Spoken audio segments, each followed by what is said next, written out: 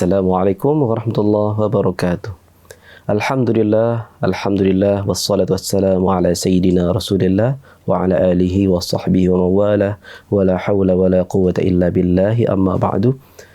Sahabat Perti Kurma yang saya hormati, percikan tinta kuliah Ramadan. Alhamdulillah, pada kesempatan kali ini kita membahas hadis-hadis tentang puasa yang dikutip dari Sahih Imam Muslim yang sengaja Al-Fakir pilihkan yang sesuai untuk pembahasan kita untuk jemaah Perti di Nusantara Indonesia ini.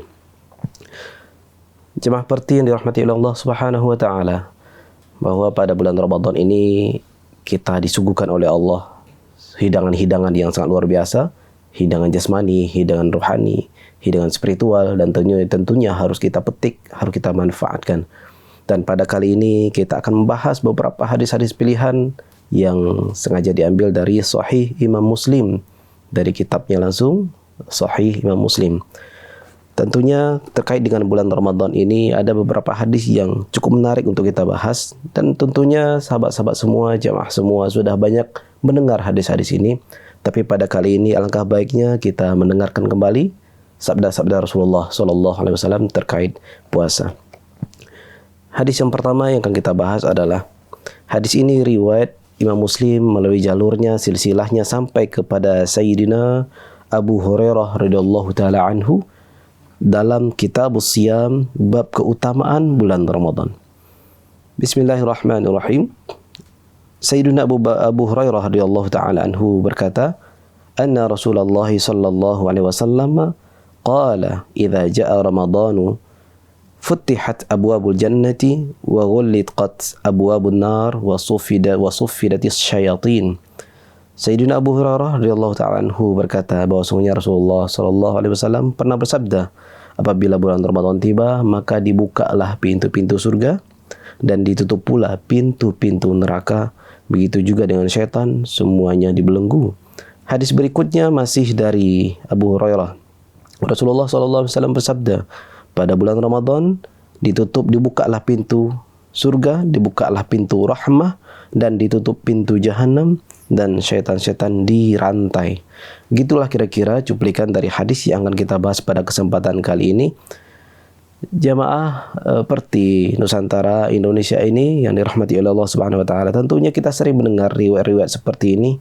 Bagaimana mungkin, apa gunanya surga dibuka pada bulan Ramadan? Padahal yang masuk surga belum ada. Untuk episode kita saat ini, episode kehidupan saat ini, belum ada yang masuk. Begitu juga apa gunanya pintu neraka ditutup? Apakah sebelumnya dibuka? Begitu juga setan pun dikunci, setan pun dibelenggu, setan pun dirantai. Toh ternyata pada bulan Ramadan banyak juga yang bermaksiat, banyak juga yang tidak berpuasa. Padahal kewajiban ada pada diri mereka. Sebetulnya keterangan hadis ini kita tidak perlu memperdebatkan apa relevansinya surga dibuka, apa relevansinya neraka ditutup, apa relevansinya mereka syaitan-syaitan dikunci, diikat. Bukan itu masalahnya. Permasalahan atau poin penting pada hadis ini adalah Allah sedang menghargai bulan Ramadan sendiri. Surga bisa saja Allah buka setiap saat, sebagaimana Allah bisa saja menutup surga setiap saat. Neraka pun Allah bisa saja membuka setiap saat, sebagaimana Allah bisa menutup setiap saat. Begitu juga dengan syaitan, Allah bisa saja membelenggu mereka. Kapanpun dibelenggu, syaitan bisa. Tapi ternyata disabdakan oleh Rasulullah SAW bahwa surga dibuka pada bulan Ramadan. Apa maksudnya? Kesempatan beramal soleh betul-betul dibuka oleh Allah Subhanahu wa taala. Begitu juga ditutupnya pintu neraka, maksudnya apa? Pada bulan Ramadan ini bersemangatlah dengan penuh muhasabah, tinggalkan tabiat-tabiat yang tidak baik, tinggalkan sifat-sifat yang buruk. Apalagi di saat bulan Ramadan yang mana berpuasa itu adalah satu spiritnya adalah untuk menahan nafsu, tidak hanya nafsu makan, tidak hanya nafsu minum, tapi juga nafsu internal manusia. Nafsu apa? Nafsu amarah, nafsu kedengkian, nafsu riya, nafsu iri, dan segala macam.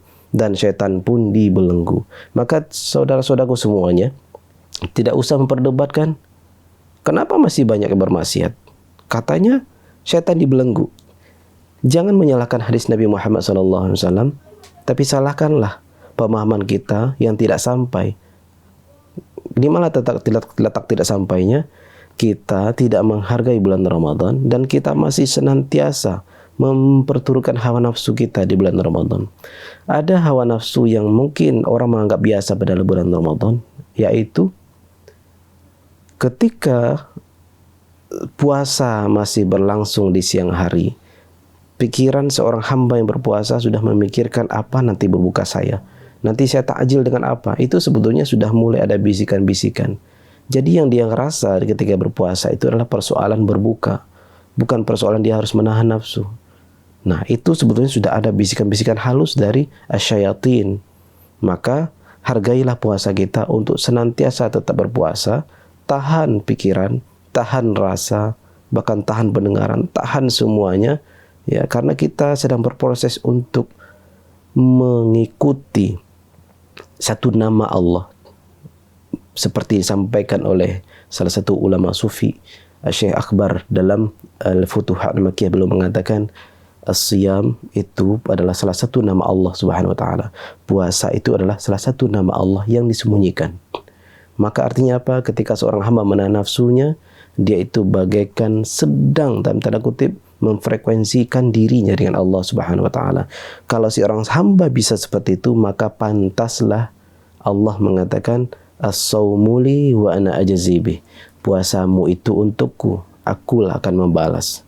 Tidak dikatakan ibadah-ibadah lainnya, sedekah milikku, solat milikku, zakat milikku, tapi sengaja dikhususkan dalam hadis kursi as-saumu li wa ana ajzi bih. So, puasa itu adalah milikku. Itulah keistimewaan bulan puasa, keistimewaan berpuasa, keistimewaan hamba yang berpuasa. Sahabat-sahabat Jamaah Parti Nusantara, barangkali itu yang dapat disampaikan untuk kesempatan hadis pertama ini. InsyaAllah kita lanjut pada hadis-hadis berikutnya. Assalamualaikum warahmatullahi wabarakatuh. Sinarnya